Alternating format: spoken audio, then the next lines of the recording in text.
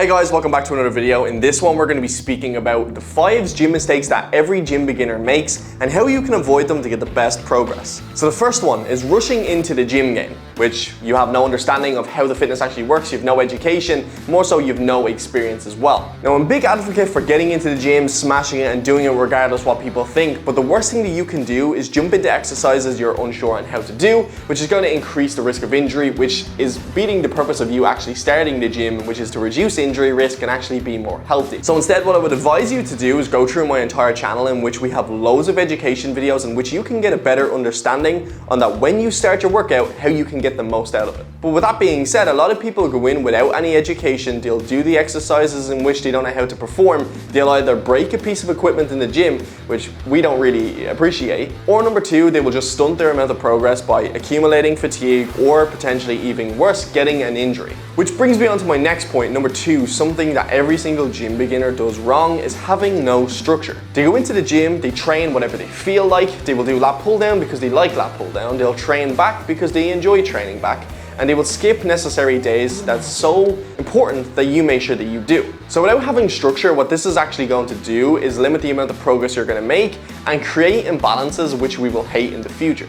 I see so many people coming to me saying, Troy, how do I fix muscle imbalances? And this is what you're about to do. If you go to the gym and only enjoy training back, you're going to consistently hit back with not only more effort, but also more happiness as well. So you're actually going to enjoy it a bit more, meaning you're going to try partake in it more. If it comes to the stage of you don't like training legs, you will find yourself not training legs, which, trust me, it might sound stupid, but you're going to regret it. So the best thing that you can do is work out a structure that fits your schedule. So for an example, let's just say you work 5 days a week, Monday to Friday.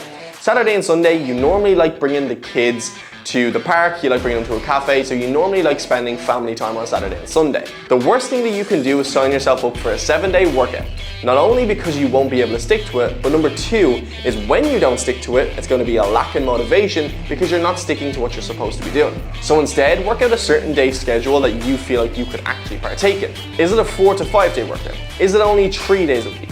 With that being said, having a realistic structure at the end of the week when you can tick every single box and say that you've done everything necessary to get to your dream body, you're not going to feel shit about yourself, and the next week after that is going to be full of motivation to do it all over again. And with structure, this also falls down the line of knowing exactly how much sets and reps you're going to do. Sets wise, I would recommend anywhere from 3 to 4 sets, and rep ranges depending on your goal. If it's hypertrophy, I would recommend anywhere between 12 to 15 reps, and if it's more strength training, it would be in the lines of 3 to 6. Then it also comes on to a structure issue, which a lot of people don't do, is tracking their workouts. Worst thing you can do is lift the weight in the gym, not remember it, come back the next week and actually potentially even lift lighter or lift the same. Because muscle growth shows that we actually need to constantly progressive overload our muscle groups by adding resistance or adding pressure to the muscle group in order to keep growing. If you don't track your workouts, you won't know what to lift, therefore you won't grow. So bring a notebook down, write down the weights that you've been lifting the prior week, and your next week's motivation is to beat that number.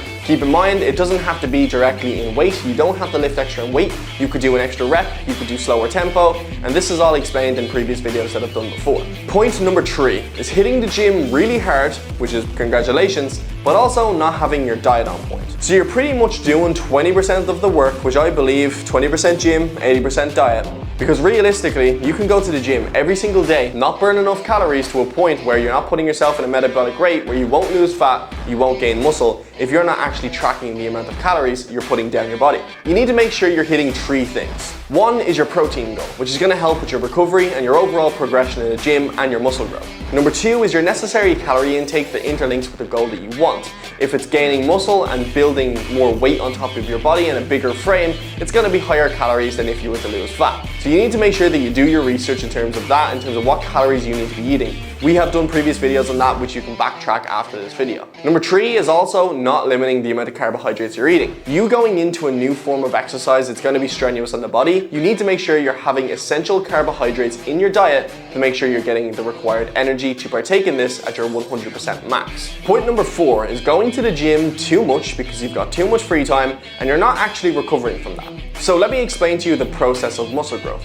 We damage our muscle fibers inside the gym, and that's the type of feeling you have the day after your workout. You're like, my biceps are a bit sore.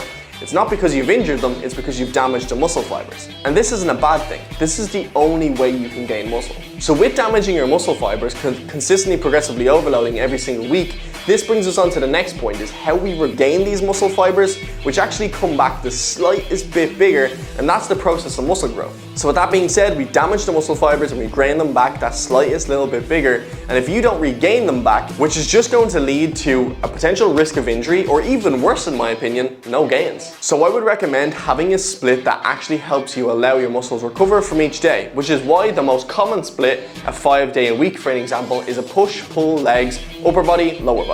And the reason you have a split is that your muscle groups can recover in between days, that the next day you go in to smash that workout, you've completely recovered, you can give 100% your max. Now the last point, which is falling down the rabbit hole of believing everything you see on social media. Now it might seem a bit hypocritical considering you're literally watching me on social media. But you can make that decision whether what I'm saying seems a bit iffy, that's down to yourself. But the worst thing that you can do is go onto social media and believe somebody that almost seems like it's too hard to stick to. What I mean by that is we see on social media people telling us to go keto and cut out all carbohydrates. We think in our head, surely it couldn't be that hard to achieve your dream body. You're right. Or falling down the line of saying that you need to train abs every single day in order to get abs. It's also not true.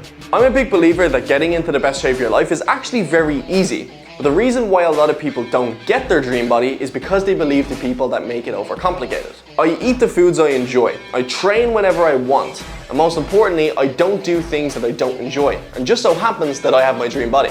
So that being said, let's wrap up today's video, and I would recommend watching this video next to give you a bit more of an understanding on what to do with your diet, and then also subscribing to the channel here. That being said, I will see you all in the next one.